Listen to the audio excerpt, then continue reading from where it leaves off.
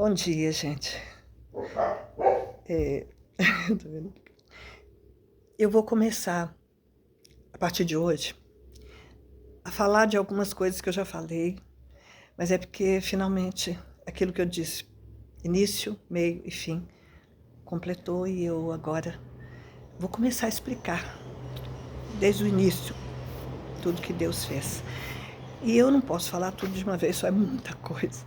Mas, durante agora um período pequeno, eu vou, acredito, todos os dias falar um pouco. Quem quiser acompanhar, é para isso.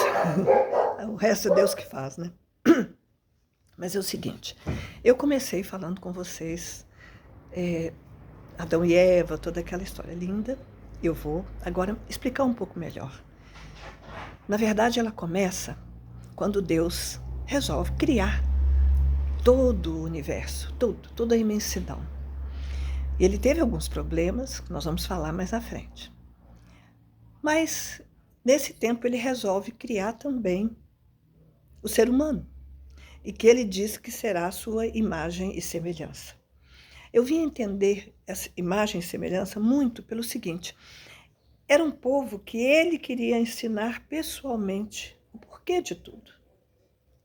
Na própria palavra do Antigo Testamento fala que ele não faz nada sem explicar antes.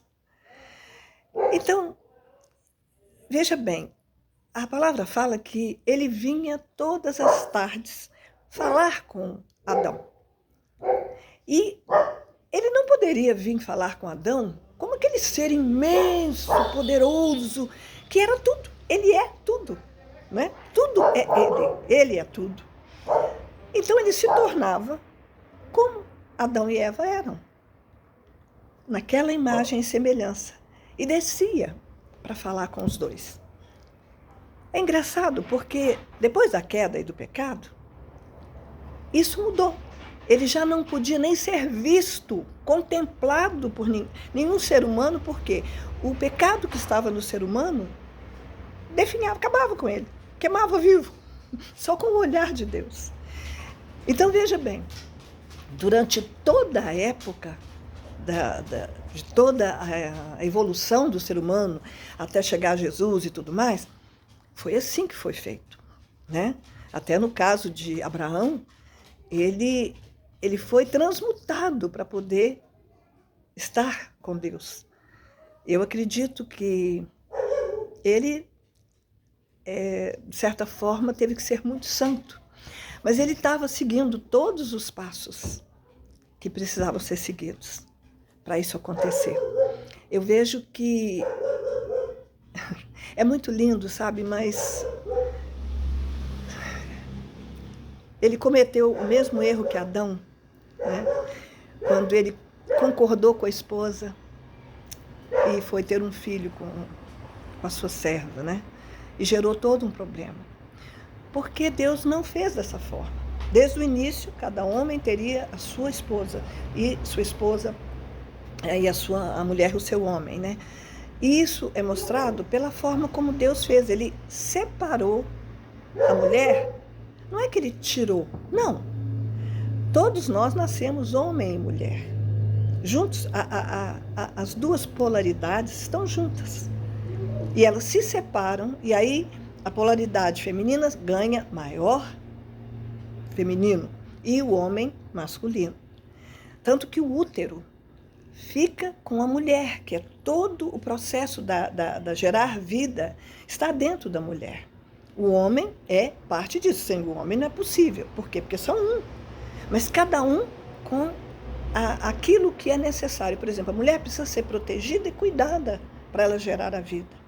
Então, o homem é o que protege, o que cuida, o que alimenta, enquanto a mulher está gerando a vida. Na natureza, para todo lado é assim. É muito tremendo, porque Deus fez tudo igual. Quando a gente vê uma árvore, uma planta, ter o feminino e o masculino nela, e ela gera, ela precisa de um outro ser para polarizar aquilo que ela vai levar de vida. Não é interessante isso? Porque eles estão presos, estão ali. Mas a vida que eles estão gerando vai para a terra, que é purificada, que é limpa e que se torna mais e mais saudável e vai gerar outras vidas. É todo um processo que está unido, tudo unido. Enfim, essa é a primeira parte que eu queria explicar até o momento em que há toda a queda e Adão e Eva são colocados para fora do paraíso. Isso significa que existia um mundo fora do paraíso. E esse mundo fora do paraíso, ele é corruptível. Ele é animal. Havia os dinossauros, o homem neandertal, tudo isso estava ali fora. Então, quando Deus tira Adão e Eva do paraíso, ele coloca primeiro um anjo para não deixar eles voltarem a entrar, e depois ele some com o jardim. As pessoas não veem mais, né? Aí tem todas essas coisas de dimensões, de coisas que tudo vai ser explicado, como Deus fala que ele não faz nada sem explicar antes. Mas o homem não tinha como mais saber, ele estava contaminado. Ele ia sempre ficar entre o bem e o mal. Ele não era puro mais. E aí vem Jesus, que vem de Deus, da célula maior de Deus, novamente, puro e santo, numa mulher que era pura e santa e que vinha de uma família, acredito, de pessoas muito santas, muito temente a Deus e da lei que Deus já tinha criado milhares de anos antes, com um povo que vivia em santidade, que se casava uma vez só, principalmente a mulher, gente. A gente precisa entender muita coisa que a mulher foi proibida, guardada, protegida, que a gente fica bravo, né? Que eu brinco muito, que eu falo, esses homens, né? Mas não é, era necessário. Por quê? O homem, o masculino, foi Deus. Ele mandou a célula dele para Jesus. Mas a mulher tinha que estar com uma vida limpa na sua ancestralidade também. Se vocês forem pensar bem, um serzinho é criado pela célula de um homem e pela célula de uma mulher, uma só. E eles têm trilhões de células no corpo, mas só uma do homem e uma da mulher vem até o óvulo, né? Se juntam, né? O esperma se junta com o óvulo, cada um é uma célula, e formam aquele serzinho. E a partir daí, esse ser começa, a partir dessas duas células que se tornam uma, eles formam todo aquele ser humano com milhões de células, mas todas com a mesma energia daquelas duas primeiras. E é interessante que uma vem da energia do pai, a outra vem da energia da mãe. A história de cada um se juntam para formar aquele novo ser.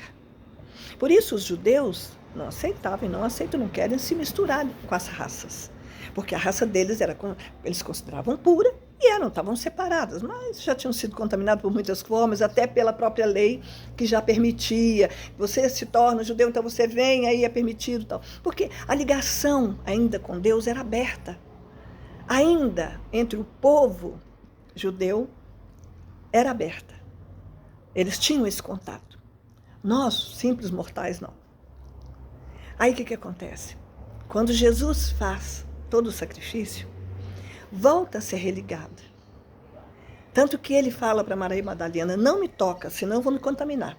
A gente sempre escuta na igreja dizer que uma laranja boa não pode curar um monte de laranjas podres. Mas uma laranja podre contamina um saco de laranjas boas. Então é isso, Jesus não podia ser tocado, ele tinha acabado de fazer o sacrifício, ele estava purificado. Mas ele diz, eu preciso ir ao Pai para levar o sacrifício. E quando eu voltar, e aí que venha o Espírito Santo, que vai estar convencendo vocês do pecado e da justiça. É incrível porque, através do Espírito Santo, nós temos as revelações do que foi o pecado e do que é a justiça de Deus. Tem jeito.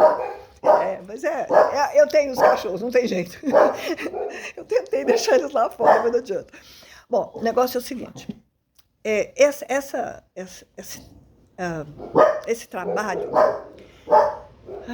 é incrível, talvez eu tenha que fazer de novo, porque tira a concentração. Na verdade, hoje eu entendo tudo que eu estou falando, Muitas vezes eu falava já de coisas que eu tinha lido, mas eu não entendia todo o processo.